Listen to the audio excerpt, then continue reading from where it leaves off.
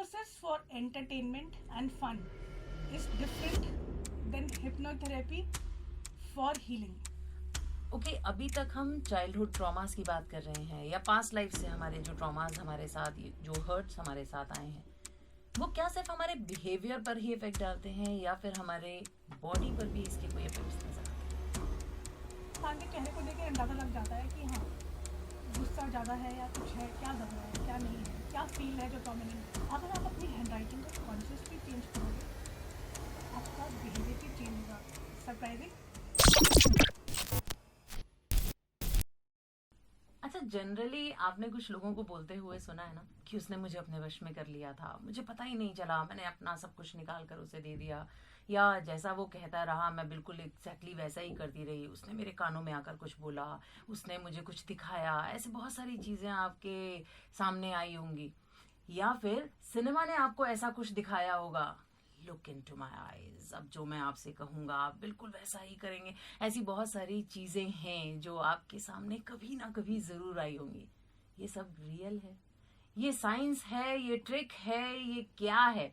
आज इसके बारे में हम बात करने जा रहे हैं हमारे गेस्ट से। आज का पॉडकास्ट इसी बात से रिलेटेड है कि ये जो वश में करने की जो एक क्रिया है ये बेसिकली क्या है और क्या ये सिर्फ नेगेटिव ही होती है जैसा कि हमें दिखाया गया या फिर इसके कुछ पॉजिटिव एस्पेक्ट्स भी हैं। इन सभी पर हम बात करेंगे।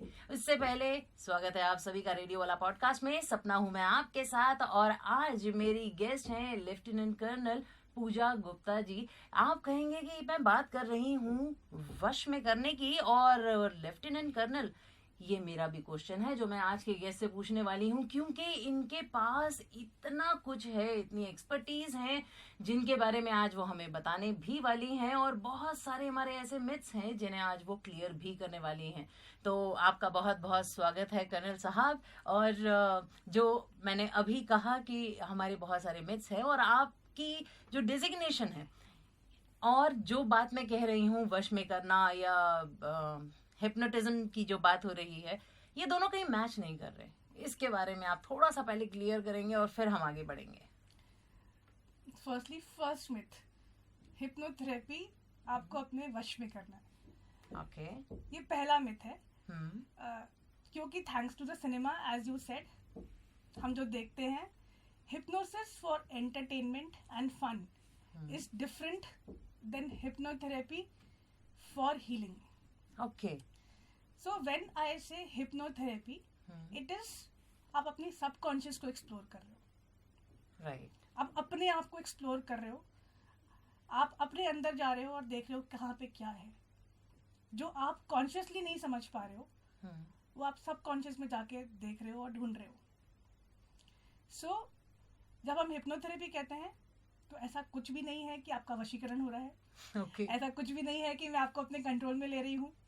ऐसा कुछ भी नहीं है कि आप अपने सेंसेस खो रहे हो। ओके आप पूरी तरह अपने वश में हो, आप पूरी तरह अपने कंट्रोल में, अपने सेंसेस में हो, उठे हुए हो, सो नहीं रहे हो। ओनली थिंग इज कि आप एक हाइटेंड स्टेट में हो। आप एक हाइटेंड स्टेट में हो, बहुत ही रिलैक्स स्टेट में हो। इतने रिलैक्स हो कि आप अपने आप को टैप कर पा रहे हो। ओके आप अपनी सबकॉन्शियस को टैप कर पा रहे हो और आप उस चीज को देख पा रहे हो जो आप खुली आंखों से या फिर आप कॉन्शियसली नहीं समझ पाते। राइट। अच्छा ये जो भी आपने सबकॉन्शियस माइंड की बात की, ये ऐसा लगता है जैसे बस सिर्फ क्लासरूम्स तक थे जहां हमने बायो के चैप्टर में पढ़ा कि एक कॉन्शियस माइंड होता है और एक सबकॉन्शियस माइंड होता है। इसके बारे में मैं थोड़ी सी और क्लैरिफिकेशन चाहूंगी आपसे, क्या होता है और क्या परसेंटेज है इन दोनों की वर्किंग की?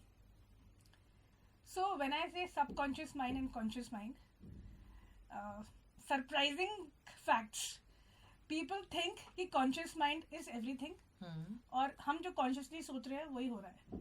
पर स्टडीज से कि 90 से 95% टाइम्स आपका सबकॉन्शियस माइंड आपकी लाइफ गवर्न कर रहा है। Oh okay, very good.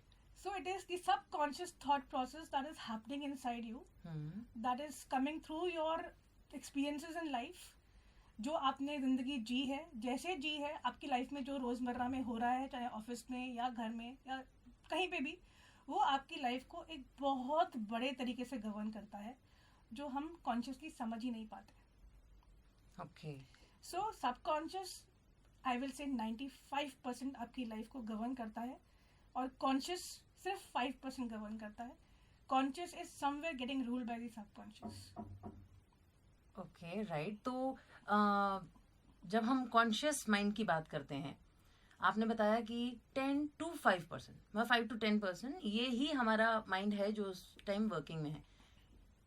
ये किन फैक्ट्स पर काम करता है या लॉजिक पर काम करता है? एट प्रेजेंट जो चीजें हो रही हैं उसको लेकर हम डिसीजन लेते हैं, या हमारी डिसीजन मेकिंग में कहीं ना कहीं हमारा सब कॉन्शियस माइंड भी हमें सपोर्ट करता है?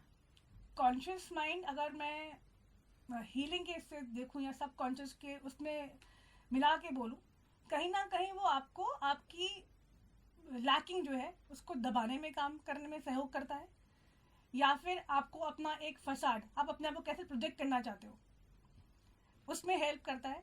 Subconscious is your true self, जो आप हो. कॉन्शियसली आप अपने आप को एक तरह से दिखा रहे हो, प्रोजेक्ट कर रहे हो कि मैं ये हूँ. तो वो आपको यस टेम्परेली बहुत कुछ देगा. यू विल शो कि मैं ऐसी हूँ, मैं ये हूँ, मैं बहुत स्ट्रांग हूँ, I want to do this in life, I am very motivated. But after that well is down, what are you? Do you feel strong or you have your weak moments? Do you always motivated or do you feel dull and unsupported? That is your subconscious, that is showing your true self. कि आपको कहाँ ज़रूरत है अपने ऊपर काम करने की, कहाँ ज़रूरत है कि हाँ ये चीज़ मेरे अंदर हील हो जाए, ये चीज़ ठीक हो जाए. जब हम उसको दबाते हैं तो वो फिर एक, जैसे हम बात कर, एक सोडा बॉटल दबा दबा के आपने कंप्रेस तो कर दिया, लेकिन एकदम वो एक्सप्लोड हो जाएगी. बिल्कुल. अच्छा, आपकी जर्नी की अगर मैं बात करूं तो मेरा कॉन्शियस माइंड मुझे ये कह रहा है कि मैं आपसे ये पूछूं कि क्या ये आपके कॉन्शियस माइंड का डिसीजन था कि एज अ वॉरियर आप कंट्री को सर्व कर रहे थे, लेकिन आपको हीलर बनना था, तो ये आपके सबकॉन्शियस ने कहा था या आपके कॉन्शियस माइंड ने कहा था? ये मेरा सोल का प्रिंट था. This was has to happen in my life. Okay. Yes, you aspire to do a lot of things. But जब आप कभी कभी चीज़ों को छोड़ देते हो और फ्लो होने देते हो, तो लाइफ आपकी एक जर्नी पे चलती है. अगर मैं हीलर हूँ आज, तो उसका एक बहुत बड़ा कंट्रीब्यूशन आ रहा है मेरी फौजी जर्नी से. मैंने 21 साल फौज में नौकरी करी है, 21.5 साल. अगर मुझे ये ना पता हो कि दुख क्या है, अगर मुझे ये ना पता हो कि तकलीफ क्या है, पेन क्या है, तो क्या मैं किसी की तकलीफ से रिलेट कर सकती हूँ? वैसे अदरवाइज तो कहा जाता है कि आर्मी मैन जो हैं या जो हमारे सोल्जर्स हैं वो बहुत टफ होते हैं और इमोशंस उनके साइड हो जाते हैं, उन्हें इमोशनलेस कहा जाता है. Very true. तो फिर ये इमोशंस आपके अंदर कैसे आए? इमोशंस साइड हो जाते हैं लेकिन रहते हैं. बिल्कुल. इमोशनलेस नहीं हो, you learn to hold on to your emotions, you learn to suppress them to a great extent. जी. सो फौज में मैंने यही देखा, आप अलग अलग सिचुएशंस में रहते हो, आप अलग अलग सिचुएशंस में लोगों को देखते हो. आप बॉर्डर एरियाज में हो, आप हेवी इन्फिल्ट्रेटेड एरियाज में हो, आप डेथ्स देख रहे हो, आप वुंड्स देख रहे हो, आप एनकाउंटर्स देख रहे हो, आप जिंदगी की टफनेस एक दूसरे नजरिए से देख रहे हो. आप फैमिली से दूर हो, घर से दूर हो, बच्चे बीमार हैं, पेरेंट्स बीमार हैं, वाइफ से नहीं पड़ रही, कुछ भी हो रहा है, लेकिन can you put that well down? No, because you are commanding man, you are leading a team. आप हमेशा स्ट्रांग हो, आप हमेशा उनको लीड करने के लिए, आप हमेशा स्ट्रेट हो, आप हमेशा अपने चेहरे पर एक मोटिवेटेड फीलिंग, लीडर हो आप, नो मैटर अंदर क्या चल रहा है. लेकिन दैट डजंट मीन कि अंदर हो नहीं रहा कुछ. अंदर हो बहुत कुछ रहा है, आप उसे दबा रहे हो.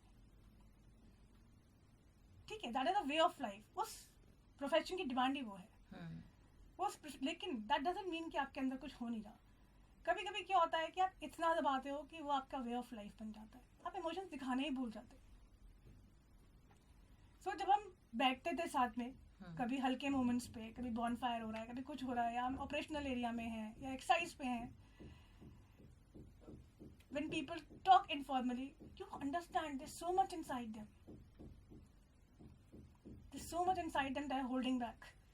जब वो निकलता है, जब इमोशनल मोमेंट्स आते हैं उनके, जो वो बोल पाते हैं. आप बहुत सारे लोगों को देखोगे, फैमिलीज आर अफेक्टेड, वाइफ्स होती हैं, उनको तो दिखाना ही नहीं आता. इट इज नॉट दैट दिखाना नहीं आता, वो दिखाना भूल गए, because life had been that way for them. It's not that they don't love you, वो बहुत प्यार करते हैं अपनी फैमिली से, लेकिन उनको दिखाना नहीं आता अब, क्योंकि वो सॉफ्ट इमोशंस उन्होंने इतने सालों साइड करने सीख लिए. तो क्या यही वो इमोशंस थे जो आपको हीलर बनने पर मजबूर कर रहे थे?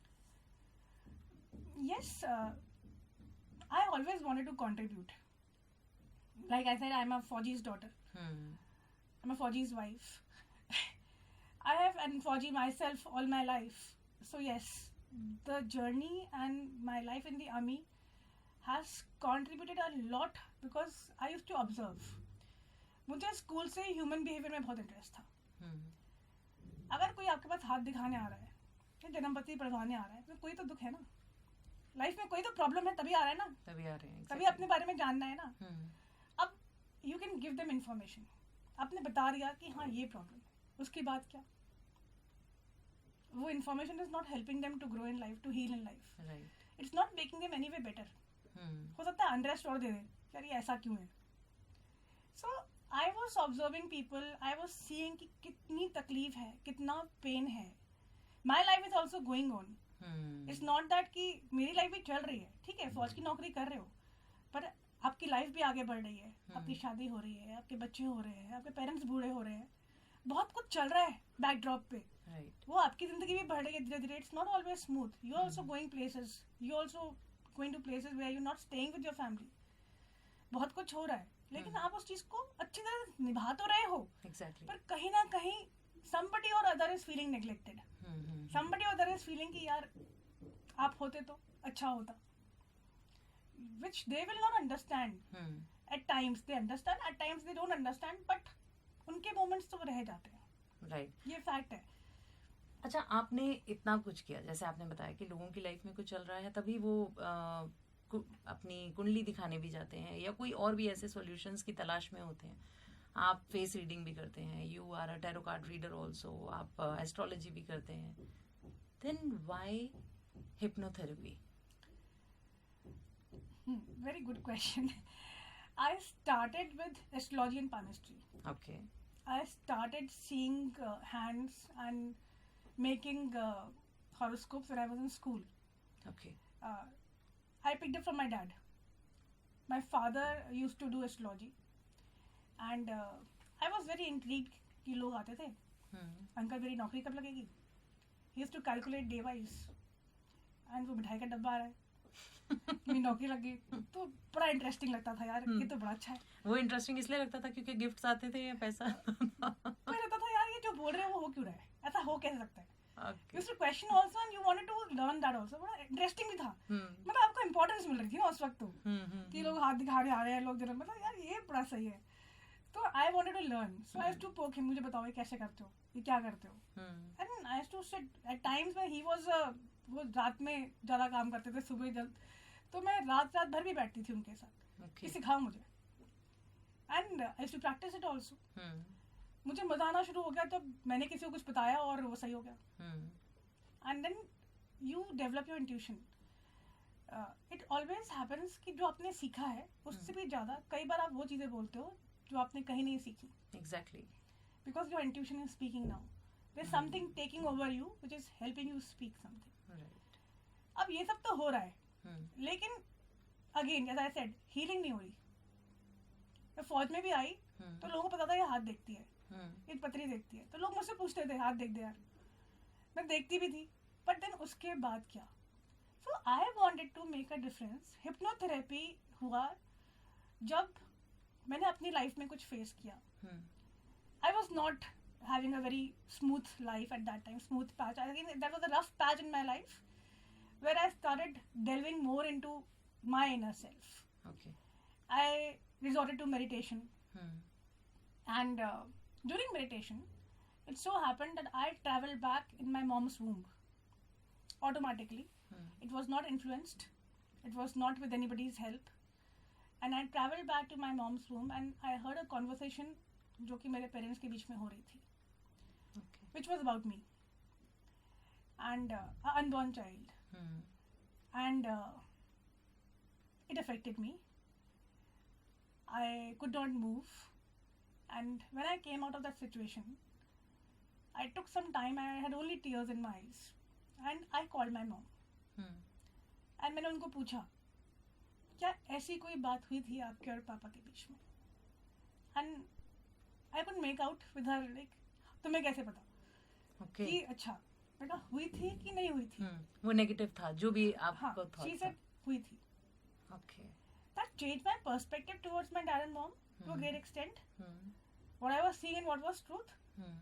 And also certain things I realized कि अच्छा ये मेरे अंदर ऐसा क्यों है. Why do I feel in this manner? But अब मुझे मालूम तो पड़ गया. उसके बाद क्या? अब मुझे और तकलीफ हो रही है कि why my mother had this fear. अब मुझे और तकलीफ हो रही है, लेकिन हीलिंग तो नहीं हो रही. तो बट एक चीज क्लियर हो गई थी कि time travel is possible. Right. ये चीज मुझे ऑर्गेनिकली भगवान ने बताई कि भाई तुम टाइम ट्रैवल कर सकते हो. और मुझे किसी की हेल्प नहीं थी, मैं किसी इन्फ्लुएंस में नहीं थी, मैं अपने आप किया. So I did more into this. Then I realised कि पास्ट लाइफ रिग्रेशन या hypnotherapy is a field where आप सबकॉन्शियस में जाके हीलिंग कर सकते हो. Okay. When you time travel, it is not only information, you can also make peace and drop the baggages. आप जब time travel, I call it time travel, क्योंकि आप अपने पास्ट में जा रहे हो. right. किसी भी पास्ट में, चाहे वो 1 साल पहले हो, 1 दिन पहले हो, 2 दिन पहले हो, बचपन हो या पिछली जिंदगी हो, और आप वहां पे जाके आप अपने हर्ट को या ट्रॉमा को या कोई भी चीज है, कॉन्ट्रैक्ट है, उसको आप वहीं पे ड्रॉप कर रहे हो, उधर ही उधर उसको रिजॉल्व कर रहे हो. Okay. So that was something I experienced it myself first to understand what is the effect. मैंने अपने आप से एक्सपीरियंस किया, मुझे दिखा अपने अंदर फर्क. फिर I learned it more and more and more. Because एक तो मेरे को बड़ा ऑर्गेनिक तरीके से मालूम पड़ा था कि आप टाइम ट्रैवल कर सकते हो. एग्जैक्टली. आपने खुद एक्सपीरियंस तो मैंने उसको डाउट नहीं किया उस चीज को. I was not doubting it. Secondly, I was very clear कि imagination cannot heal you. अब story writing is different thing. Right. I can cook up stories to any extent. That will not make any difference to my being. Exactly. अच्छा, अभी आपने बात की कि आप अपने ट्रॉमास को हील कर सकते हैं थ्रू हिप्नोथेरेपी. ये क्या स्टेट है? मतलब जब आप किसी को हिप्नोथेरेपी दे रहे हैं तो वो क्या स्टेट होती है? क्या आप यू फॉल अस्लीप, या आप रिलैक्सेशन में होते हैं, या वो हिप्नोटाइज करके आप उनके अंदर से बातें निकलवाते हैं? नहीं, अगेन जैसा मैंने आपको बोला कि अगर आप सो जाओगे तो कोई फायदा ही नहीं है. फिर आप सो जाओगे तो देखोगे क्या. So it is a semi trance state. जैसे हम अल्फा बीटा गामा डेल्टा होता है, तो आप सेमी थीटा कह लो. मतलब अगर कोई साइंस के हैं तो जैसे कि it is not a sleep state, but you are in heightened state या ऑल्टर्ड स्टेट कह सकते हैं आप इसको, जहाँ पे आप सो नहीं रहे हैं, आप जाग रहे हैं, पर आप इतने रिलैक्स्ड हैं कि अपनी सबकॉन्शियस को टैप कर पा रहे हैं. बिकॉज आपका कॉन्शियस माइंड साइड में आ गया अभी, क्योंकि वो तो लॉजिक्स पे काम करता है. हाँ. वो आपको करने नहीं देगा. कॉन्शियस इंटरफेरेंस जितना कम होगा आपका, उतना अच्छा आप टैप कर पाओगे अपने आप को. Okay. That is why there is relaxation done. Relaxation की जरूरत इसलिए है कि आपका कॉन्शियस माइंड थोड़ा आराम करे. उसने बहुत काम कर लिया. रिलैक्स उसने ज्यादा काम कर लिया, उसको थोड़ा सा आराम दो. तुम तक देख पाओ कि तुम्हें चाहिए क्या. एग्जैक्टली. तो coming back to a question कि इस स्टेट में जब हम जाते हैं तो it's very surprising for people. By the way, बहुत ज्यादा सरप्राइजिंग होता है उनके लिए, बिकॉज कॉन्शियसली वो मुझे बताएंगे कि मैं बहुत स्ट्रांग हूँ और मुझे कोई तकलीफ नहीं है, बट इतनी सी तकलीफ है कि ये है, बस इतना ही है और कुछ नहीं है. बट जब हम, एक बहुत ही ब्यूटीफुल थेरेपी है parts therapy, which we have dialogue with their various personality parts. आप देख रहे हो कि मेंटल तो बहुत स्ट्रांग खड़ा है, पर जो इमोशनल है ना, वो कर्ल ऊपर के बच्चा बन के ना कोने में बैठा हुआ डर के मारे स्कर्ड अप, कि इमोशंस इतने सप्रेस्ड हैं, इनका कोई वजूद ही नहीं छोड़ा है. बचपन से ही इमोशंस को काफी ज्यादा सप्रेस किया जा रहा था, कि आप अपने आप को उठने ही नहीं दे रहे हो अपने इमोशंस को, और इसीलिए आप सब कुछ कर रहे हो, आप बहुत कमा रहे हो, you are very happy, but मतलब you are very happy in the sense आप प्रोजेक्ट कर रहे हो कि I am very happy, but आपकी हैप्पीनेस ही नहीं है. पैसा है, आप मेरे पास इसलिए आए हो कि आपको खुशी नहीं फील हो रही. मेरे पास सब कुछ है, अच्छा परिवार है, अच्छे पैसे हैं, अच्छी नौकरी है, पर फिर भी मैं खुश क्यों नहीं हूँ? खुश इसलिए नहीं हूँ कि जिस चीज़ से खुशी मिलती है उसको तो दबा दिया। ओके तो कोई ऐसा एक्सपीरियंस आपके साथ हुआ जहाँ आप किसी को ये थेरेपी दे रहे हैं और वहाँ आकर आपके लिए भी एक सरप्राइज था कि ओके ये भी एक लेवल है, या सिचुएशन ऐसी जो आपकी इमेजिनेशन से परे थी? बहुत सारे होते हैं ऐसे जो आप हमारे साथ शेयर कर सकते बहुत सारे होते हैं ऐसे बहुत सारी चीज़ें ऐसी होती हैं कि जैसे जब कोई आपके पास आता है थेरेपी के लिए, वो सोचते हैं कि अगर अपने बारे में बताएंगे तो फिर आप क्या करोगे, तो बताना नहीं चाहते। वो ये भूल जाते हैं कि आप मुझे जो अपने बारे में बता रहे हो that will not heal you. अगर आप मुझे सिर्फ बता दोगे तो ऐसा कुछ नहीं है मेरे पास जादू की आप सडनली हील हो जाओगे। You have to tap yourself. तो बहुत सारी चीज़ें नहीं बताते, छुपा लेते हैं। और जब हम सेशन करते हैं, वो सबकॉन्शियस को करते हैं, टैप करते हैं, तो उसमें बहुत कुछ निकल के आता है जो कि सडनली बहुत शॉकिंग होता है। जैसे एक क्लाइंट थी, she had very unstable relationships. Okay बहुत अनस्टेबल रिलेशनशिप्स थे एंड बहुत तकलीफ थी रिलेशनशिप के अंदर।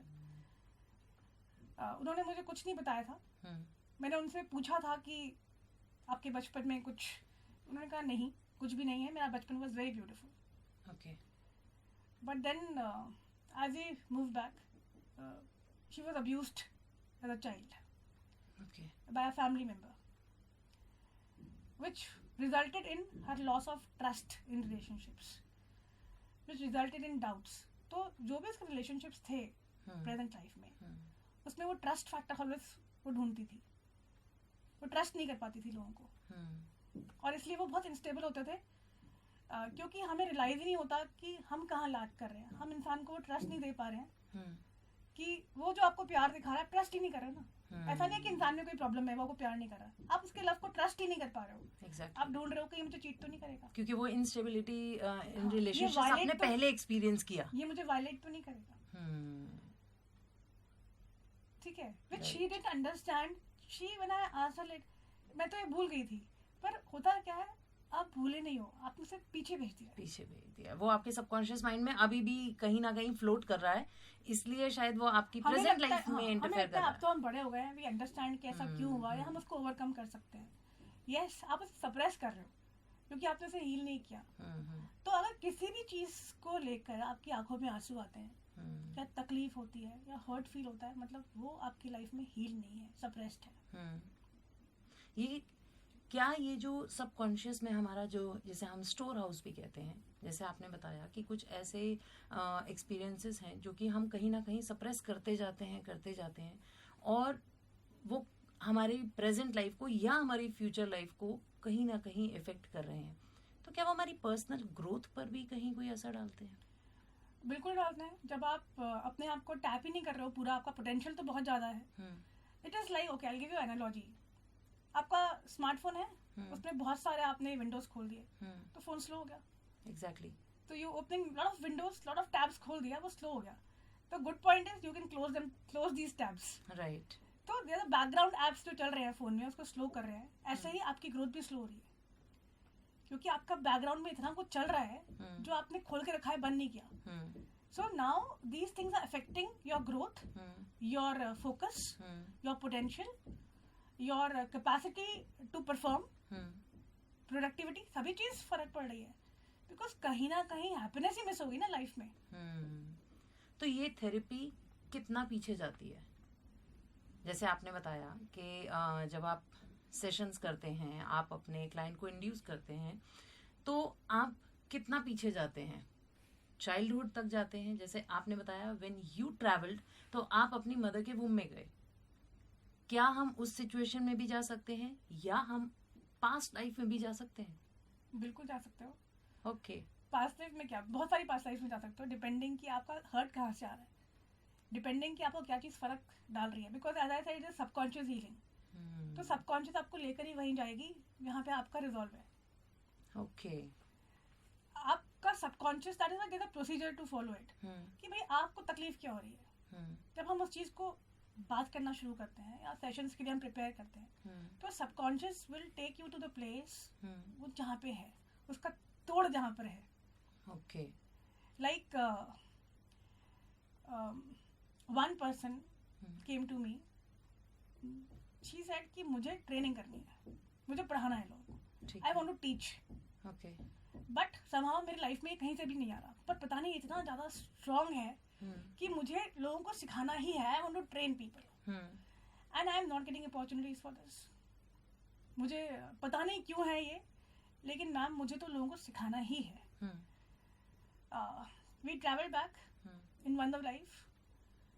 बहुत स्ट्रॉन्ग नोशन से उसके, बहुत डिफरेंट काइंड ऑफ सोल था. She travel back to many years back in her many life times back, and she was a small girl in South India. Okay. In a Gurukul, where she was learning from the age of 6 or 8 years various things. And जब उसका time आया कि अब वो पढ़ाने के लिए तैयार है, she was married. Okay. She was married and she was sent. She cried. In fact, this session is very close to my heart because इस पे बहुत कुछ ऐसा हुआ जो कि मतलब she started speaking a language unknown to her. उसने अपने गुरु से जब बात करी and he was speaking in a South Indian language. I don't know which language because I also don't understand South Indian.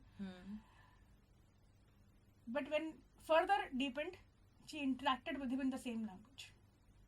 Okay. उसी लैंग्वेज में उन्होंने बात करी, सब कुछ समझाया. And then she said I came like a small child, how can you send me away. ठीक है. And then it was the purpose. सीखना था कुछ उस लाइफ में भी, बच्चे के साथ कुछ था, कारण था, कुछ था. एंड आई आस्क्ड हर कि do you know this language. She said कभी नहीं बोली, नहीं पता. Okay. डू यू अंडरस्टैंड, नहीं समझ में आती, लेकिन अब मुझे पता है कि मैंने बोला क्या, मुझे मतलब पता है. I know, I relate to it. उठने के बाद भी I asked can you speak this language now. No. And the most surprising part was she kept on writing to me after few days. She was like, search किया उसने तो उसे मालूम पड़ा कि ऐसी चीजें थी एक पार्ट ऑफ साउथ इंडिया में जहाँ पे गुरुकुल्स थे, जहाँ पे girls used to go for the same thing at that particular age. She described her clothes. She started searching. She send me pics निकाल के. I saw my self like this and it was magical for her कि यार this existed. मुझे doubt था उसके मन में कि यार था भी कि मैं देख ही रही थी. उसने बहुत ढूंढा और उसने सब कुछ निकाला वो. And she said getting authenticated ma'am, ये सब कुछ होता था. एंड देन वी रियलाइज कि वो इतना ज्यादा उस लाइफ में पढ़ाना चाहती थी. It was something that she craved for और वो नहीं कर पाई. She brought it to this life. Okay. कि दिस विल कंटिन्यू, मैं पढ़ाऊंगी तो सही. वो मेरे सोल को तृप्ति नहीं मिली मतलब. But then she had a lessons. वो ऑब्स्टेकल्स तो आएंगे ना, क्योंकि आपने वो क्यों नहीं हुआ उस वक्त. अगर आपने उसको रिजॉल्व नहीं किया है तो अब रिजॉल्व तो करोगे. अच्छा, अभी आपने ऑथेंटिकेशन की बात की. हर सब्जेक्ट के साथ ऐसा पॉसिबल नहीं हो सकता कि हम जितनी भी पास्ट लाइफ में जाते हैं या जहाँ से ये हर्ट या ट्रॉमा आ रहा है हम उसे ऑथेंटिकेट कर पाए. हर कोई नहीं कर पाता. कोई अब जैसे यहाँ पर जो आपने एक्सपीरियंस शेयर किया, इसमें इसने सर्च किया इस लड़की ने और उसको ऑथेंटिकेट किया कि हाँ ऐसा था, बट कई बार हो नहीं पाता. तो वहां हम कैसे बिलीव करें कि हाँ जो बात निकल कर आई है वो सच है. इट इज वेरी रेयर पहले की ऑथेंटिकेशन हो जाए, बिकॉज टाइमलाइंस बहुत डिफरेंट हो जाता है. राइट. इसके ऊपर तो luckily we had something available on the net कि उसने ढूंढा. And I have to ask every time, did you know about it, did you know about, had you read earlier about it. तो वो इसलिए मैं, लेकिन ऐसे भी होता है जैसे in one case the person was her own ancestor. Okay. वो अपनी ही एंसेस्टर थी. उसने she had a very close connection with her father. Okay. And a lot of hurt that she carried. Her father died and there was some unresolved emotions. तो बहुत trauma था उसको. वो बहुत हर्ट था कि काश मैं उनसे जीते जी ये बात कर पाती. She was her father's grandfather in one life. Okay. And she waited for him to come back before she died. But before he died as a grandfather. There were a lot of things that he shared with her, with his grandson. There were a lot of things that he knew about the family. अब इस लड़की को इसके बारे में कुछ नहीं पता था, बिकॉज 4 पीढ़ियां ऊपर हो गई. आपको नहीं पता होता है. फादर ग्रैंडफादर मतलब 1 2 3 आप जनरली अपने ग्रैंडफादर तक पता होता है आपको, उसके उनके ऊपर आगे पता होता है, उसके ऊपर नहीं पता होता। नहीं पता होता। तो again this was magical for her, and there were few things, few messages, few information that she got that she wanted to find out. She asked her relatives, she went to the village and asked about it, और she again came back to me कि ये सब कुछ सच था। उसने जो भी देखा, how the grandfather died, उसने जो देखा था, that was true. He waited for his grandson was true. There were many other things that she found out, and I asked how are you feeling? It's magical. She said it's magical because I could never understand. मतलब बहुत कुछ चीजें उसको मिल भी गई जो पता ही नहीं थी, जो इन्फॉर्मेशन शेयर थी वो किसी को नहीं पता थी, वो उसको पता भी चल गया, and she could find out those things. Okay. So it was and it is magical for me also because as a therapist it is very rare कि आपका टाइमलाइन मैच हो जाए लोगों से, बिकॉज 16th सेंचुरी में जा रहे हो, 17th, बहुत डिफिकल्ट होता है कि कुछ ऐसी चीज मिल जाए जो आप कोरेबोरेट कर पाओ या ऑथेंटिकेट कर पाओ। तो जब कोई ऐसा सेशन होता है जहाँ पे a person is coming back to कि जो भी देखा वो सब कुछ मैच कर रहा है लाइफ से, तो it is a very good feeling. Right. अच्छा, इसमें थेरेपिस्ट पर ट्रस्ट कितना जरूरी है इस थेरेपी में? किसी भी थेरेपी में I think faith is very important. किसी भी थेरेपी में, किसी भी मोडालिटी में अगर आप फेथ के साथ नहीं जा रहे हो तो effect will be very different, because आपका डाउट नहीं है।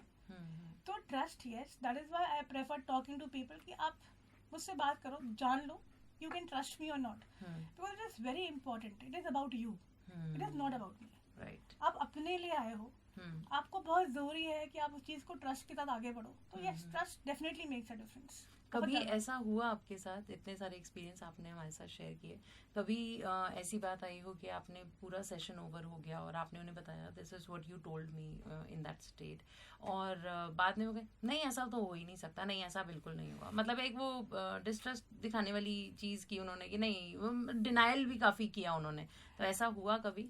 तो जैसे मैंने बोला कि आप सो नहीं रहे हो, आप पूरा अवेक हो, अवेयर हो, आप मेरे पे डिपेंडेंट भी नहीं हो याद रखने के लिए। So whatever has happened, they remember it. Okay. It is very magical for them जब वो उठते हैं उस स्टेट से, वो भी बोलते हैं कि मतलब सोचा नहीं था कि this is affecting me. उन्हें सब याद रहता है, उन्हें याद रहता है कि हमने क्या बोला, क्या किया उस स्टेट में। They are not dependent on me to remember. That is the myth that I said ना, कि लोग सोचते हैं कि हम सो जाएंगे या हमने क्या बोला हमें नहीं पता, या ये अपनी बात घुमा सकती है, या ये हमें कुछ और बता सकती है, ऐसा कुछ नहीं है, उन्हें सब याद है। आप ही देख रहे हो, आप ही बोल रहे हो, मैं कुछ इन्फ्लुएंस नहीं कर रही हूँ, I am only navigating you to a certain thing. आप कुछ बोल रहे हो, मैं आपको एक असिस्ट कर रही हूँ, नेविगेट कर रही हूँ टू एक्सप्लोर योरसेल्फ। वो आपकी लाइफ है, हर किसी सोल का जर्नी एक नहीं है, प्रिंट एक नहीं है, एक सेट टेम्पलेट नहीं है कि उसके साथ ये हुआ था तो आपके साथ भी यही हुआ होगा, कि मैं आपको बोलूँ नहीं अब यहाँ जाओ वहाँ जाओ, नथिंग लाइक दैट। ओके, इसमें कुछ साइंस भी मिलते हैं, बिकॉज एक नोन है हमारे जिनका नाम ऑफ कोर्स मैं यहाँ नहीं लेना चाहूंगी, वो पास्ट लाइफ रिग्रेशन के लिए गए, तो जब मेरी उनसे बात हुई तो शी सेड कि मैंने एक फ्लैग देखा एक पर्टिकुलर कलर का, देन देयर वर स्टेयर्स, मैं वहाँ गई तो वहाँ पर जो चीज़ें थी जैसे जैसे मैं आगे बढ़ती गई वो सारी चीज़ें हटती गई, तो she couldn't understand the meaning कि ऐसा क्यों हो रहा था, पर्टिकुलरली उसी कलर का फ्लैग क्यों था। जब अपनी स्टेट पर वे वापस आई तो शी सेड कि मैंने उनसे पूछा फ्लैग जो था उसका मतलब क्या था, उस पर्टिकुलर कलर का मतलब क्या था। तो क्या ऐसी भी बहुत सारी साइंस आपको मिलते हैं जो आपको रिजॉल्व करने पड़ते हैं? साइंस मिलते हैं, बहुत मिलते हैं, लेकिन जैसे आपने कहा जब आप पास्ट लाइफ में जा रहे हो तो कुछ चीजें सिंबॉलिक होंगी, सारी नहीं होंगी। ओके, यस, जब आप सोल फॉर्म में हो तो बहुत सारी चीजें सिंबॉलिक होंगी। Okay, because they will give you messages in the way you understand. Right. जब आप हिप्नोथेरेपी पर से जब हम खुद को टैप कर रहे हैं तो बहुत कुछ सिंबॉलिक होगा, लेकिन मैं आपको उसका मतलब उधर नहीं बताऊंगी। आपको अगर आप खुद उसका मतलब जानोगे तो it is more effective, because that is the true form. I am जो saying, I am saying from my knowledge and experience, yes it will help, but I will prefer कि उसका मतलब आपको खुद मालूम पड़े सेशन के बीच में, because that will be very authentic. आप उससे रिलेट भी कर पाओगे, उसे समझ भी पाओगे। अगर मैंने उसे छोड़ दिया, हाँ, अगर मान लो किसी का ग्रोथ स्लो हो रहा है, because hypnotherapy is gradual, past life regression में जो हीलिंग होती है वो ग्रेजुअल होती है, आप खुलते जाते हो, मतलब ऐसा नहीं है कि आज सेशन हुआ तो आज खत्म हो गया. You will keep healing. उसके बाद भी things will open up automatically. आपको 4 दिन के बाद, हफ्ते भर बाद रियलाइज होगा अब तो मुझे ये चीज़ तकलीफ ही नहीं दे रही. और भी चीज़ें, many things in life will improve unknowingly. क्योंकि वो जो वुंड्स आप कैरी कर रहे थे वो ऑटोमेटिकली हील हो रहे हैं. सबकॉन्शियस को टैप किया पहली चीज, सबकॉन्शियस खुलने लग गई. तो you are understanding what is life in a very, it's very transformative. बहुत ट्रांसफॉर्मेटिव है. आपका नजरिया बदल जाता है जिंदगी को लेकर. और बहुत सारी चीजें थे उस लाइफ पे, अगर कुछ और हर्ट था वो भी हो सकता है ऑटोमेटिकली हील हो जाए. ओके. अच्छा, कुछ लोग ऐसे होते हैं जो कि कभी सेटिस्फाई नहीं होते, हमेशा नेगेटिव. आप उनसे जब भी बात करेंगे आप उन्हें कहेंगे कि यहाँ जाना, अरे कुछ ऐसा हो गया तो वहाँ ऐसा हो सकता है, वहाँ ऐसा, मतलब always negative in their thoughts. या फिर आप उन्हें जो भी दे दें, जितना भी अच्छा दे दें, कमी ही निकाल कर देंगे आपको. हाँ. तो ये जो नेगेटिविटी है इसको भी रिमूव किया जा सकता है. हाँ, इसको देखिए, अब like I said hypnotherapy is a very very vast field. इसमें बहुत सारी मोडालिटीज होती हैं. Past life regression is part of it. Okay. It is not everything in hypnotherapy. Is very vast field. इसमें कुछ चीज होती है हम रीफ्रेम कहते हैं. रीफ्रेमिंग होता है, कुछ और भी चीजें होती है, कुछ मोडालिटीज हैं, पार्ट्स है, सेल्फ असेसमेंट है. तो आपके लाइफ में जो आप नेगेटिव हो वो क्यों हो? कहीं ना कहीं कोई फियर है. तभी आप हर चीज में एक फियर ढूंढ रहे हो. कहीं ना कोई एक ऐसा एक्सपीरियंस है जो आप हर चीज में कोई ना कोई कि ऐसा ना हो जाए. पास्ट में कुछ है जो you need to resolve. Okay. क्योंकि उन्होंने कुछ नेगेटिविटी फेस की है, एक डर है, अननोन डर है जो अब वो इफेक्ट कर रहा है उनके हर काम को. अगेन जो कॉन्शियस माइंड से नहीं देख पा रहे. ओके. कि मैं हर चीज में नेगेटिविटी क्यों ढूंढ रहा हूँ. है ना, लाइफ इतनी सुंदर है पर फिर भी मैं उसको हर चीज में क्यों कभी निकाल रहा हूँ. Exactly. वो नहीं समझ पा रहे ना कॉन्शियस माइंड से. That is where the role of subconscious comes. Exactly. Okay. अभी तक हम चाइल्डहुड ट्रॉमास की बात कर रहे हैं, या पास्ट लाइफ से हमारे जो ट्रॉमास हमारे साथ, जो हर्ट्स हमारे साथ आए हैं, वो क्या सिर्फ हमारे बिहेवियर पर ही इफेक्ट डालते हैं या फिर हमारे बॉडी पर भी इसके कोई इफेक्ट्स नजर आते हैं? बॉडी पे तो हर इफेक्ट नजर आता है. मींस बॉडी पे हर चीज नजर आती है. ऐसे बॉडी कीप्स द स्कोर जैसे हम कहते हैं. आपकी बॉडी के पेन्स आपकी इमोशनल स्टेट बता देंगे. ओके. आपकी emotional state, if you tell me, I can tell you if you have pain in your body. Okay. अब ये इंटरेस्टिंग होता जा रहा है टॉपिक. अगर मैं आपको बोलूं कि योर लोअर बैक एक could be financial issues. Okay. लोग बोलेंगे पोस्चर ये वो, ठीक है. पर अगर कांस्टेंट लो बैक एक है तो अपने आप से पूछिए, do I have financial worries? Right. आपको लोअर लिम्स में प्रॉब्लम है, फुट में, पैरों में, क्या आप फ्यूचर से घबराते हैं? आर यू फीलिंग कि फ्यूचर में क्या होगा? क्या वो वरी करता है? आपको हेडेक्स रहते हैं बहुत ज्यादा. Do you criticise yourself a lot? क्या सेल्फ क्रिटिसिज्म बहुत ज्यादा है? सेल्फ जजमेंट बहुत ज्यादा है? तो बहुत सारी चीजें हैं. तो इसमें जो भी आपने बताया ना कि ऐसे बॉडी पेन्स जो होते हैं, ये भी बहुत कुछ बता रहे हैं. तो यहाँ पर ऑफ कोर्स सुनने वाले बहुत होंगे क्योंकि आजकल स्टमक इश्यूज बहुत ज्यादा होते हैं. तो उससे भी रिलेटेड क्या प्रॉब्लम है वो भी बताइए. फियर ऑफ समथिंग न्यू एक बहुत कॉमन स्टमक के साथ एसोसिएट होता है. ओके. कुछ नए से डरना, फिर नई चीज में जा रहे हो, कुछ नई चीज एक्सप्लोर करने की कोशिश है, स्टमक में कुछ होगा, बटरफ्लाईज होती रहती हैं. अच्छा, इसको भी हम हिप्नोथेरेपी के थ्रू हील कर सकते हैं? Yes, there is something called body wisdom. Okay. Where you have dialogue with the pains in your body. Okay. तो एक तो मैंने आपको बताया कि मुझे मालूम पड़ा, कई लोग जब मुझे प्रॉब्लम्स बताते हैं या लॉन्ग स्टैंडिंग प्रॉब्लम्स बताते हैं, मैं पूछ लेती हूँ उनसे, अगर बताते नहीं है कि आपको यहाँ पे पेन है क्या, तो वो अगर इसको एक्नॉलेज कर देते हैं तो बहुत ही अच्छा है. बॉडी विजडम में we have a dialogue with the pain. वो पेन बताता है हमें अपने आप से. वो इंसान उस पेन से बात कर रहा है, बता रहा है वो पेन क्यों है, क्या है, एंड हम उसको वहीं की वहीं निकालते हैं. It's very beautiful again. अच्छा, कोई लोग आपको डॉक्टर कहते हैं, पहले ये बताओ. Do people call you doctor? हाँ, at times they think कि I can tell them everything, तो they start asking me medical questions. Then I have to tell कि भाई मैं डॉक्टर नहीं हूँ. I will not be able to tell you literal body parts के बारे में, क्योंकि मेरे उसके बारे में कोई नॉलेज नहीं है, मैंने कभी स्टडी नहीं किया. I am an emotional expert. मैं जो कर रही हूँ वो इमोशंस के जरिए कर रही हूँ. मेरे हिसाब से जिंदगी में हर चीज रिजॉल्व हो सकती है अगर आप इमोशंस रिजॉल्व कर लो.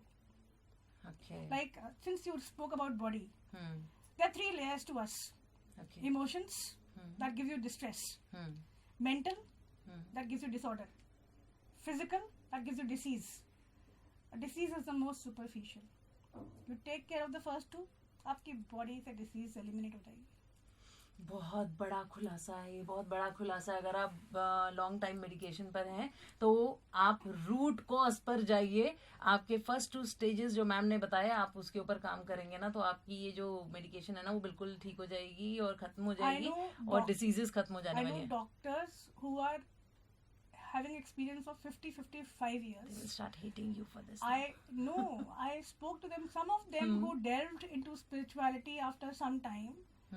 I was discussing with one of them. He had an experience of 52 years. He was a pulmonologist. मैं उनसे किसी चीज के बारे में बात कर रही थी, तो he said, पूजा, मैं अपने एक्सपीरियंस से बता रहा हूँ, people don't need medicine. Being a doctor, he said that. Being a doctor, he said. It is, they need what you are doing. They need emotional support. They need this. This takes over any time. He himself started learning at that age. He started learning about emotions and how it affects your body at that age. And he said, this is what they require. मैं अपने बाबा, and he was not a छोटा मोटा doctor. Very renowned, very experienced, very good, known in his profession. आप ultimately उसको suppress ही करो ना कहीं ना कहीं. वो क्यों वापस आ रही है? कोई चीज जड़ से खत्म क्यों नहीं हो रही? Exactly. क्योंकि आपने अगर इमोशनली उस पर ध्यान नहीं दिया तो वो फिर आ जाएगी. अब दबा तो दोगे उसको दवाई से. बिल्कुल. अच्छा, हम कहते भी है ना कि when you reach your 40s तो यहाँ से तो आपकी मेडिसिन स्टार्ट हो जाती है, आपकी मेडिकेशन पर आप लोग आ जाते हैं. और this is not basically because आप बीमार होते जा रहे हैं या आप बड़े होते जा रहे हैं. दिस इज बिकॉज आपके अंदर जो सप्रेशन ऑफ इमोशंस है वो बहुत अपर लेवल पर हो चुका है, इसलिए शायद अब आप डिसीजेस की तरफ बढ़ते जाते हैं. बिकॉज एक्यूमुलेशन हो जाता तब तक काफी चीजों का. You start accumulating a lot by then. Exactly. So like blood pressure बहुत कॉमन है. बहुत कॉमन है. High blood pressure will generally have long standing emotional problem. Uncertainty हो सकती है. Low blood pressure which is not a disease at all. It could be a childhood hurt where you felt unloved. Low blood pressure will mostly relate to you felt unloved as a child. Okay. Again, people who have this, they can relate to it. As I said ना, मैं एक guarantee के साथ बोल सकती हूँ कि कोई भी टर्मिनल इलनेस, किसी को कुछ भी प्रॉब्लम हो फिजिकली, ऐसा हो ही नहीं सकता कि वो इमोशनली बहुत स्मूथ हो. ऐसा हो ही नहीं सकता कि इमोशनल प्रॉब्लम ना हो. अच्छा, जब आपने ये बीपी इश्यूज बताए तो एक क्यूरियोसिटी मेरे अंदर और आई कि मैं एक डिसीज के बारे में जो कि बहुत कॉमन है और वर्ल्ड ओवर बहुत कॉमन होती जा रही है और उसकी परसेंटेज भी बढ़ती जा रही है, दैट इज डायबिटीज. उसके लिए कौन सा इमोशन ऐसा है या जो जिम्मेदार कह सकते हैं कि उसकी जिम्मेदारी? Okay, see it is something, मैं ब्रॉडली बता रही हूँ बिकॉज अब आप एक एक इंसान की अलग अलग चीजें कनेक्टेड होती है. Exactly. जो कि एक बहुत बड़ी चीज बन जाती है. Diabetes is related to sweets, तो आप उसी से रिलेट कर लो. When the sweetness in your life finishes. Okay. जब आपकी जिंदगी में वो स्वीटनेस खत्म हो जाती है ना, when nothing gives you that happy feeling, Joy is getting squeezed out. आप पैसे या मनी के पीछे या स्टेटस के पीछे इतना हो कि आपकी जो चीजें जो खुशियां देती हैं आपको, जो स्वीटनेस देती हैं लाइफ में, वो खत्म हो रही है. You will have diabetes. तो ये बच्चों में जो आजकल बहुत ज्यादा हो रहा है वो भी इसलिए बिकॉज वो जो चाइल्ड, जब हम बच्चों की बात करते हैं जी, 2 चीजें हो सकती हैं. क्योंकि बच्चे बहुत छोटे हैं उम्र में, अभी उन्होंने जिंदगी इतनी देखी नहीं है. It could be also that they are carrying a soul imprint, something they are coming from past. It's a print that they are coming कि why they are having a diabetes in such a young age. हो सकता है उसमें lesson उनके parents के लिए भी हो और उनके लिए भी हो. राइट। लेकिन उसका भी रिलेशन स्वीटनेस से होगा। उस छोटी उम्र में भी लाइफ में स्वीटनेस नहीं होगी, चाहे वो घर की इन्वायरमेंट हो, चाहे वो अपना थॉट प्रोसेस हो, चाहे वो सोल इम्प्रिंट हो, लेकिन वो बच्चा स्वीटनेस नहीं महसूस कर रहा होगा, that is for sure. Okay. अच्छा, ये आपने बताया कि जब आप सेशंस लेते हैं, क्या ऐसा भी कुछ होता है कि हम अपने आप को खुद हील कर सकते हैं? हाँ, वी हैव टेक्निक्स। ओके। देखिए, हर अपने आप को हील हर कोई कर सकता है। हम्म, मैं ये कभी नहीं बोलूँगी कि एवरीबडी रिक्वायर्स हेल्प। हर किसी को लाइफ में कोई ना कोई प्रॉब्लम्स हैं। अब सीधा साधा क्वेश्चन आया, क्या हर किसी को थेरेपिस्ट के पास जाना चाहिए? क्या हर कोई थेरेपिस्ट के पास जाएगा? सब लोग तो इतना जी रहे हैं, they are very motivated. So point is, I will give you example of a school. एक बच्चा अपने आप से भी पढ़ सकता है, ठीक है? एक सब्जेक्ट पढ़ रहा है, हो सकता है उसको 6 महीने लगे समझने में, और एक टीचर है जो समझा रहा है, तो उसने 10 मिनट में समझा दिया। बिल्कुल। So that is the difference when you have somebody to assist you. Things expedite. Okay. Things become very fast for you to heal. हो सकता है आपका इंटरेस्ट लूज हो जाए अपने आप करने में, लेकिन उसके बाद भी there are certain things that help you to overcome many things. Okay. Like you have certain tips. जैसे अगर आप अपने आप को डिस्ट्रैक्ट कर सकें 10 सेकेंड के लिए भी, साइंटिफिकली प्रूव्ड है, 20 seconds. If you can distract, you can try even right now. Okay. That just rub your fingers like this, feel the phalanges, count 1 to 10, and you will see when you touch the other hand, it will be very different. Okay. और आप देखोगे आपके अंदर अगर जरा सा भी stress था तो वो गया हुआ है. Only 20 seconds if you can distract yourself, it will lighten you.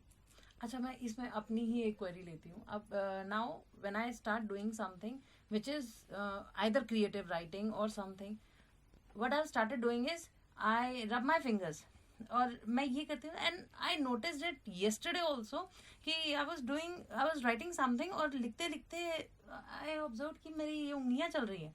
तो मुझे लगा ये क्या हो गया, ये कौन सी नई एक बीमारी मैंने ले ली कि मुझे अब ये रबिंग की कहाँ से हैबिट. तो इसका भी कहीं कोई कनेक्शन है? नहीं, आपकी बॉडी एक्टिव है, वो माइंड जो काम कर रहा है वो हाथ पे दिख रहा है कि you are using your hands to channelise it somewhere. Okay. At the same time distraction, क्योंकि आपने पूछ लिया कि ये क्या हो रहा है, तो आपके माइंड ने आपको हेल्प किया डिस्ट्रैक्ट होने के लिए. अगर आप नहीं पूछते तो वो चलता रहता बैकग्राउंड पे, बिकॉज जब तक आप उसको अपनी सेंस को यूज नहीं करोगे, distraction will only come when you use any of your sense. चाहे वो हियरिंग है, चाहे वो आईज है, चाहे वो फीलिंग है, कुछ सेंस को यूज करोगे तभी तो डिस्ट्रैक्ट कर पाओगे. Right. Okay, this was one technique जो भी आपने हमें बताई. इसके अलावा और ऐसी कौन सी टेक्निक्स हैं जो हम डेली बेसिस पर अपने आप को हील करने के लिए कर सकते हैं? आप okay, I will give you a small example which I practise in my life a lot. आप किसी से मिलने जा रहे हो, may be your senior, you know कि you are not very comfortable about discussing a certain topic, it may give you heat. हो सकता है कि आप अग्रेसिव हो जाओ, पर आपको सुननी है अगले की बात, वो भी इंपॉर्टेंट है. तो क्या करोगे? तो what I used to do, I will focus on the face, I contact बना के रखना है. जरूरी है भाई, मैं ये तो नहीं दिखा सकती कि मैं सुन नहीं रही आपकी बात. बिल्कुल. But I will focus more on one area of the face. मैं आईज को देख रही हूँ ना, मैं आईज को ही देख रही हूँ. अच्छा, इनकी आई बॉल कितनी बड़ी है, आई का शेप क्या है, हाँ ना, what is the colour. That is giving me a distraction also, and that is keeping me focused also. I am listening to him and it's giving me a calm. Unknowingly मेरा aggression दब रहा है, क्योंकि मैं distract भी हो रही हूँ, मैं सुन भी रही हूँ. तो आई हैव फॉलोड दिस, मतलब I was in a situation where I know कि मैं फट सकती हूँ. ठीक है, मैंने ये प्रैक्टिस किया. I could hear to that person for 1 hour. Okay. And in a very very cordial environment. तो ऐसा कुछ आपने अपने जब आप सर्विस में थे तब भी आपने ऐसा कुछ एक्सपेरिमेंट किया? तो उसमें आप बच पाए? It is not always about बच पाना. आप हमेशा करेक्ट नहीं होते हो. आपको सिचुएशंस हैंडल करनी है. आपको पता है कि भाई एग्रेसिव हो रही हूँ मैं, या एग्रेशन हो रहा है, because you are also not a Buddha. आप ह्यूमन लाइफ में हो भाई, आपके भी एक्सपीरियंसेस हैं, इमोशंस आएंगे जाएंगे. तो I used to follow this. मैंने ये बहुत बार किया है, and I could always hear. अच्छा, आप बीइंग अ थेरेपिस्ट, आप पास्ट लाइफ रिग्रेशन में भी हैं, और आकाशिक रिपोर्ट्स भी आप करते हैं. You are an astrologer also, pharmacist भी हैं. तो इन सब से भी आपको थेरेपी में हेल्प मिलती है? हाँ, मिलती है, because because of the knowledge you have for other things, you can include lot of modalities. Okay. आपको एक मिल जाता है, एक कई बार आप पूछ लेते हो, कई बार आप नहीं पूछते हो, बट जैसे कि फेस रीडिंग है, generally I don't focus because मैं प्रोफेशनली इन सब चीज़ों को नहीं करती हूँ प्रोफेशनली, बट हाँ मुझे इंसान के चेहरे को देख के अंदाज़ा लग जाता है कि हाँ गुस्सा ज़्यादा है या कुछ है, क्या दब रहा है, क्या नहीं है, क्या फील है जो प्रोमिनेंट है, तो it helps me in many ways. Secondly, कोई भी मोडालिटी जो है वो आपको ये भी बताती है कि आप इम्प्रूव कैसे कर सकते हो automatically. So I give them small tips like hand writing. अगर आप अपनी हैंड राइटिंग को कॉन्शियसली चेंज करोगे तो आपका बिहेवियर भी चेंज होगा. Surprising, but hand writing is something कि अगर मैं किसी तरह से लिखती हूँ और मैं अपनी राइटिंग को इम्प्रूव कर सकती हूँ, मैं आपको बता दूँ कि अपनी राइटिंग में आप ये लाइए तो आप नोटिस करेंगे अपने अंदर चेंज. ओके. तो बहुत सारी चीज़ें हैं जो मैं उनको एज अ टिप्स देती हूँ, वो टेकअवेज कि आप ये करो तो आपको आसान हो जाएगा to implement it in your life. कुछ चीज़ें होती हैं जैसे astrology of date of birth मुझे पता है तो मुझे उसका सन साइन पता है, एक ट्रेट मुझे पता है इंसान की क्या है, तो इट हेल्प्स मी कि how to deal with that person during the subconscious mind का क्या चलता है दिमाग, है ना. क्योंकि अल्टीमेटली एम तो यही है कि वो इम्प्रूव हो जाए. मुझे भी तभी मजा आएगा जब वो बेनिफिट होगा. एग्जैक्टली. आपको तभी मजा आएगा ना जब कोई खुश उठेगा. आपका एम ही वही है. बिल्कुल. अच्छा, हमने इस थेरेपी के पॉजिटिव साइड्स की अभी हमने बात की, क्या कोई नेगेटिव साइड भी है? That is the most beautiful part कि कोई नेगेटिव साइड है ही नहीं. There are no side effects. Okay. Like medicine will have side effects. Medicine आपको फायदा तो दे रही है लेकिन नेगेटिव भी दे रही है. इसमें कोई नेगेटिव नहीं है कुछ भी. That is one reason I delve into it. There is no side effect. Maximum ये हो सकता है कि फायदा ना हो, वो भी होगा ही होगा किसी ना किसी लेवल पे जो आपको शायद देर से मालूम पड़ेगा. जैसे दो तरह के लोग होते हैं, एक उनको समझाना पड़ता है कि उनकी लाइफ में क्या फर्क पड़ गया. जब हमसे सवाल पूछते हो तो बताते हैं. जैसे मैं उनसे अगर एक दो क्लाइंट ऐसे हुए हैं जिन्होंने मुझसे बोला कि कोई फर्क नहीं हुआ, कुछ फर्क नहीं पड़ा. देन आई आस्क्ड देम कि इसमें कुछ हुआ, बिकॉज आई नो कि व्हाट वी टच्ड अपॉन. तो उनका हाँ इसमें तो बहुत फर्क पड़ गया, उसमें तो मेरा रिलेशनशिप बहुत सुधर गया. Then they realise and they told me कि आपसे बात नहीं होती तो मुझे रियलाइज ही नहीं होता कि मेरी लाइफ में इतना पॉजिटिव चेंज आ गया. मैं सोच रहा हूँ कि फर्क ही नहीं पड़ा, पर फर्क तो पड़ा, बहुत ज़्यादा पड़ा. बिकॉज वो इग्नोर कर दिया माइंड ने कि आपने सोचना है. Again there is a different healing for this कि आप नेगेट कर रहे हो कि इम्प्रूवमेंट नहीं होगा. वो एक थॉट प्रोसेस, एक फेज चल रहा है लाइफ में कि इट्स नॉट इजी, ऐसे नहीं चीजें खत्म और होती. एक हमारा माइंडसेट भी है ना कि जब आप सब्जी लेने जाते हैं तो आपको धनिया और मिर्ची फ्री चाहिए, तो इसमें भी हम चाह रहे हैं कि ये तो हील हो जाए, साथ साथ दो चार चीजें और भी हमारी हील हो जाए. हिप्नोथेरेपी की यही खासियत है कि उसमें धनिया मिर्ची फ्री मिल जाता है. मुझे लगता है एक आध सब्जी शायद कोई और भी टमाटर मटर भी मिल जाता है, पूरा तड़का मिल जाता है फ्री में. बिल्कुल बिल्कुल. अच्छा, किस को आप रिकमेंड करते हैं कि करवानी चाहिए ये थेरेपी, या सबको करवानी चाहिए?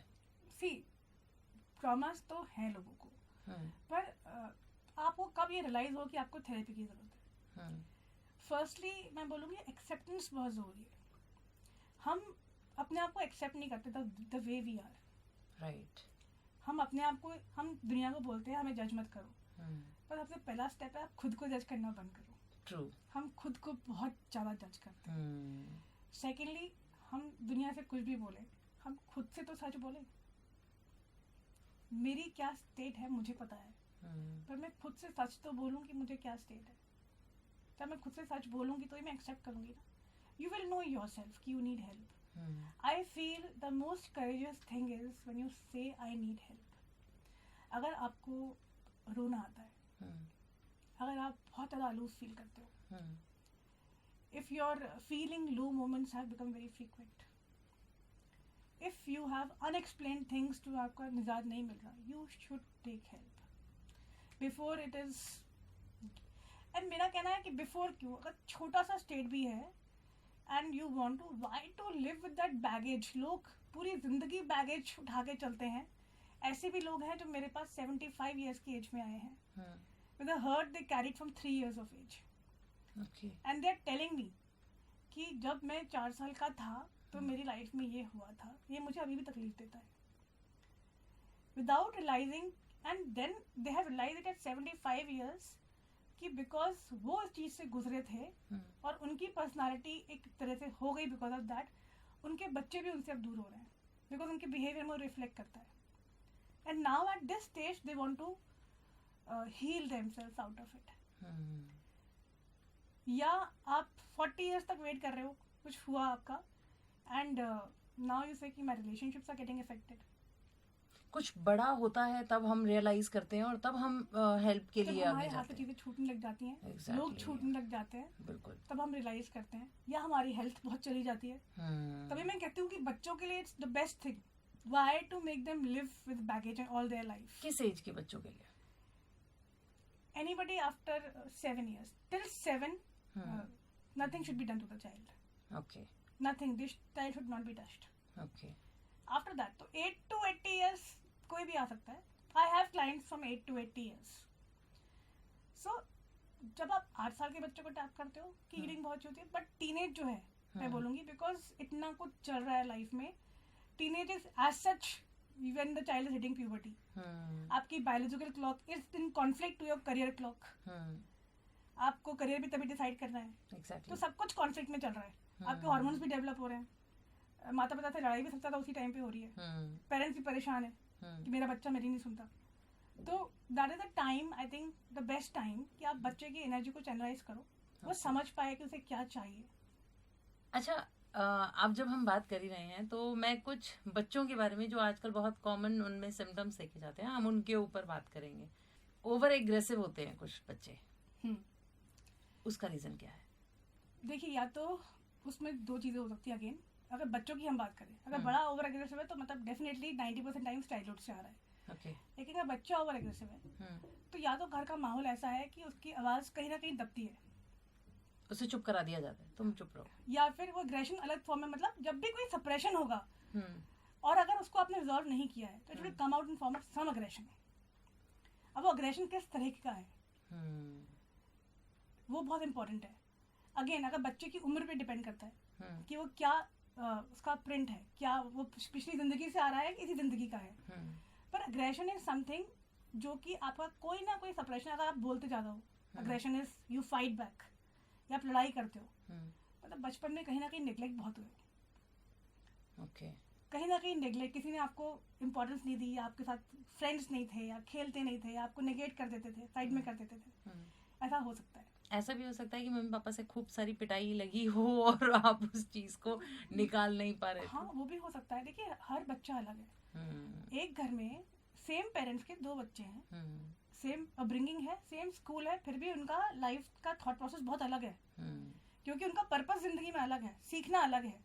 तो कोई बच्चा मार से कुछ गलत नहीं लेता, वो कहता है ठीक है यार, मार दिया तो कोई फर्क नहीं पड़ता. दूसरे बच्चे के लिए वो बहुत गहरा असर छोड़ जाता है. राइट. सो किसी को मार बहुत तकलीफ देती है, वो जिंदगी भर छूटती नहीं है. और किसी के लिए मार इज वे ऑफ लाइफ, मारो कोई बात नहीं, मुझे कोई फर्क नहीं पड़ता. But then it is different. Every child is different, every human being is different. अच्छा, इसमें मेरे दो ऐसे लाइफ एक्सपीरियंसेस रहे जो कि हम जब पास्ट लाइफ एग्रेशन की बात करते हैं तो उनका भी रीबर्थ होगा, जो कि हम जानते हैं कि जो हमें रिलीजन में या हमें सिखाया जाता है हमारे पेरेंट्स के थ्रू कि ये जो बॉडी है ये आप छोड़ देंगे यहीं पर, जैसे हम अपना कपड़ा चेंज करते हैं वैसे ही वो बॉडी भी चेंज होती है. तो मेरे साथ दो ऐसे एक्सपीरियंसेस हुए जिनके बारे में जानने के लिए मैं बहुत क्यूरियस हूँ. आई डोंट नो उन्होंने कभी सोचा हो या नहीं सोचा, लेकिन मुझे बहुत क्यूरियोसिटी कि मैं पता करूँ कि ऐसा क्यों हुआ उनके साथ, या आगे उनकी लाइफ में अब वो कौन सा बैग कैरी करके लेके जाने वाले हैं, कौन सा लगेज उनके साथ होगा. I lost my friend last year. She was deeply in love with her husband, जबकि husband was in a extra marital affair और ये बात उसे पता थी. वो बहुत तड़प के मरी. उसे कैंसर था और लास्ट स्टेज तक मुझे नहीं इसके बारे में पता था. वो एक्सपायर हो गई, इसके बारे में मुझे 2 महीने बाद पता चला. बट आज भी मुझे बहुत ज़्यादा डर लगता है इस बात से, ये सोचकर कि अब जब वो न्यू लाइफ में आई होगी तो वो कितना सप्रेशन है वो अपने साथ कैरी करके लेकर जाएगी. बिकॉज वो हमेशा सिर्फ एक ही चीज चाहती थी कि मुझे प्यार मिले, और वही उसे नहीं मिला, चाहे वो उसके इन लॉज थे, उसके हस्बैंड थे, और बच्चे काफ़ी लेट हुए, तो वो she was deeply in love with her kids also, क्योंकि काफ़ी टाइम बाद हुए थे. बट लास्ट मोमेंट में फॉर माई सरप्राइज उसने अपने बच्चों को बिल्कुल इग्नोर कर दिया. बट अपने हस्बैंड से वो चाहती थी कि वो मुझे अटेंशन पे करे. तो क्या अभी भी वो कोई ऐसा लगेज है जो वो अपनी नेक्स्ट लाइफ में कैरी करके लेकर गई है? Okay, will go step by step. इसमें बहुत सारे क्वेश्चंस हैं. Right. Cancer is a disease जिसमें main factor is love deprivation. Okay. ठीक है, जो लोग को कैंसर होता है उनकी लाइफ में कहीं ना कहीं लव मिसिंग है, एंड दैट इज वाई जितने लोग हील हो जाते हैं आप हमेशा उनको बोलते सुनोगे कि मेरे हस्बैंड ने मेरी बहुत ज़्यादा देखभाल करी, या मेरी वाइफ ने मेरी बहुत ज़्यादा देखभाल करी, या मेरे जो भी उनसे कंसर्न क्लोज सर्कल में उनके लोग हैं, they are always overwhelmingly telling about that कि इन्होंने मेरी बहुत, बिकॉज उनको वो कहीं ना कहीं प्यार वापस फील हुआ या मिलना शुरू हुआ जहाँ पे वो मिस कर रहे थे, and they healed out of it. Right. ठीक है. So cancer is one thing जो आपको प्यार, जो आपने राइटली आपने बोला कि शी नेवर फेल्ट लव्ड. ठीक है. अब जब हम अगली जिंदगी की बात करते हैं तो डिपेंड करता है कि उसकी फीलिंग्स क्या थी.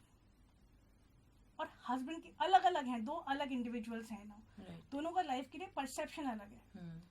तो ऐसा हो सकता है कि वो अगली लाइफ में आके उनका स्नैच कर लें लव, बदला ले सोल, या फिर ऐसा हो सकता है कि she comes out of it where she doesn't want love at all, she runs from love. या ऐसा भी हो सकता है कि वो प्यार को एक अलग नजरिए से सोचे. उनकी कितनी हीलिंग हुई मरते वक्त वो डिपेंड करता है. जैसे आपने कहा ना, बच्चों को साइड में रख दिया, फिर डिटैचमेंट हुआ. बिल्कुल. सो उधर वो मुश्किल है कि कुछ रिजॉल्व रह गया, हो सकता है उन्होंने समझ लिया हो कि मेरा अटैचमेंट नहीं है, पर क्योंकि हस्बैंड से कनेक्शन था, it could be a soul contract also. It could be their souls are intertwined कि वो बार बार आएंगे, साथ में बर्थ लिया है, या वो उन्होंने क्यों फेस किया. इसकी ना बहुत सारी चीज़ें होती हैं. लाइक मैं एग्जांपल देती हूँ. एक लड़की थी, उसने कहा कि my sister loves me a lot, younger sister, पर मुझे उससे बहुत तकलीफ है. ओके. मुझे उससे प्यार नहीं होता. ओके. जब से वो आई है जितनी अटेंशन मेरे को मिलती थी सब छिन गई. पर उसको अपनी छोटी सिस्टर से इसलिए तकलीफ थी कि भाई उसके आने से मेरी जिंदगी का अटेंशन सब चला गया. I know she is not bad, but I somehow am not able to love her that way, और I don't like her that way, because मुझे लगता है कि उसने सब कुछ छीन लिया मुझसे. Okay. In her life when we explored back, तो उसकी जो छोटी बहन थी वो उसका हस्बैंड था, नहीं वो वाइफ थी, और ये हस्बैंड थी. Okay. They were husband wife. He was having an affair, and उसका एक ही सेंटेंस था, आप मुझे अटेंशन नहीं देते. Okay. Throughout from her perspective, when she went back in her life, it was only one thing: you don't give me attention. She wanted attention. Okay. Now what happened in this life? उसने इसका पूरा attention ले लिया. ठीक है. अब इसलिए हम बोलते हैं कि जो हम कहते हैं ना, इस लाइफ का इस लाइफ में खत्म हो गया. नहीं जी, बिल्कुल चलता है, आगे तक चलता है. बिल्कुल. आगे भी जाएगा, और आपके सोल को चाहे फॉरगिवनेस मांगनी है तो वो मांगनी पड़ेगी, रिजॉल्व करने पड़ेंगे आपको. अपने कर्म छूटते नहीं है. बिल्कुल.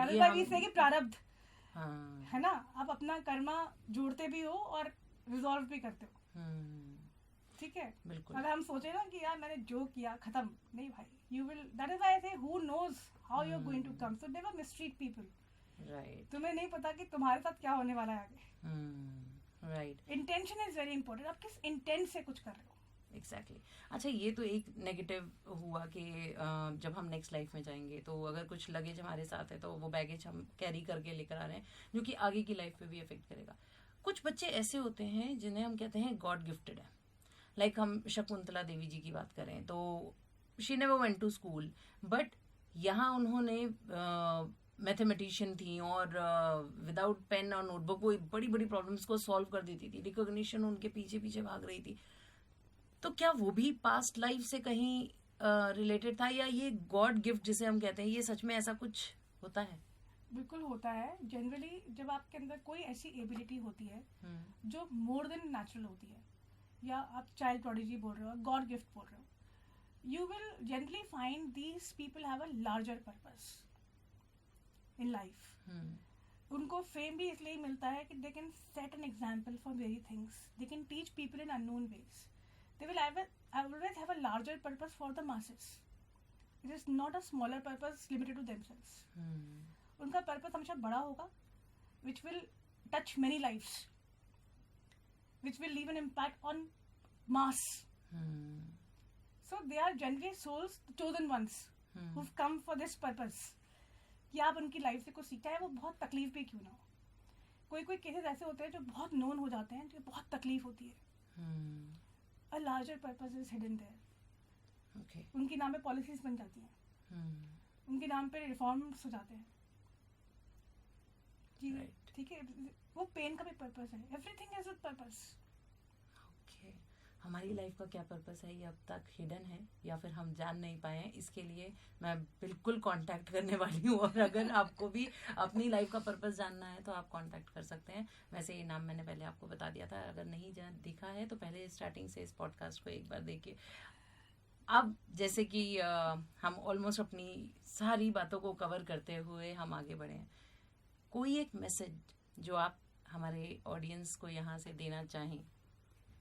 Love yourself, accept yourself. I think सबसे ज़्यादा ज़रूरी है लविंग योरसेल्फ, बिकॉज अगर आपका घड़ा खाली है तो आप दूसरे को नहीं दे सकते. Exactly. तो बहुत ज़रूरी है कि हम अपना घड़ा उन चीज़ों से भरें जो हमें चाहिए लाइफ में. हम बोलते हैं कि हम दूसरों को बहुत प्यार करते हैं, लेकिन हम खुद को प्यार नहीं करते. हम दूसरों को नहीं कर सकते, हमें कभी प्यार महसूस भी नहीं होगा, क्योंकि हमारा घड़ा खाली है. Exactly. आप दूसरों को वही दे सकते हो जो आपके पास है. So fill your life with things that you want to give. Secondly, accept yourself the way you are. You are unique. Right. आप अकेले आए हो जिंदगी में, एक ही हो. तो अपने आप को किसी और से कंपेयर मत करो. ये मत सोचो कि वो ऐसा क्यों है, मैं ऐसा क्यों नहीं. आप यूनिक हो. राइट. और छोटी छोटी अगर आपकी लाइफ में प्रॉब्लम्स हैं तो उसे भी आप हील कर सकते हैं. एंड ट्रस्ट मी, जितना आपके सेशन में मैंने समझा, आप खुद भी हील कर सकते हैं. The most beautiful part is कि everything has a solution. Right. ऐसा कुछ भी नहीं है जो सॉल्यूशन ना हो लाइफ में. एग्जैक्टली. और हम इधर उधर जाते हैं, रूट कॉज पर काम नहीं करते बेसिकली. तो हिप्नोथेरेपी जो है वो रूट कॉज पर काम करती है और उसे हील भी करती है. सिर्फ कॉज नहीं बताती, उसे पर्टिकुलरली उसे हील भी करती है.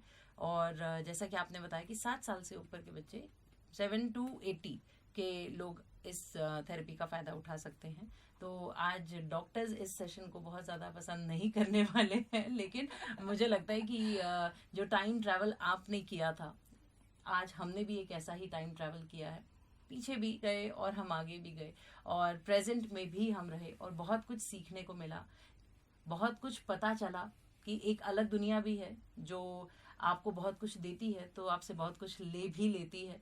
और कर्मास की जब हम बात कर रहे थे, तो ये कहीं ना कहीं आपको पे बैक तो करना ही पड़ता है. और इसीलिए जो भी करते हैं बहुत सोच समझ के कीजिए, बहुत प्यार से कीजिए. अपने आप को प्यार कीजिए, दूसरों को प्यार दीजिए, क्योंकि जितना प्यार आप दूसरों को देते हैं उतना ही प्यार आपको यूनिवर्स भी देता है. इन्हीं शब्दों के साथ thank you so much ma'am. It was a wonderful session. बहुत अच्छा लगा आज आपसे बात करके. और एक थेरेपी मेरी तरफ से आप प्लीज लिख लीजिए कि मैं आने वाली हूँ आपके पास. और शायद स्टूडियो में इस वक्त मेरे साथ जितने लोग बैठे हैं, कहीं ना कहीं वो हैंड रेज करके कह रहे हैं मैं भी मेरा नंबर कब आएगा, तो वो भी आने वाले हैं. और अगर आपको भी कोई ज़रूरत है तो you can of course approach ma'am, और इस थेरेपी का फ़ायदा हम सब उठा सकते हैं. Thank you.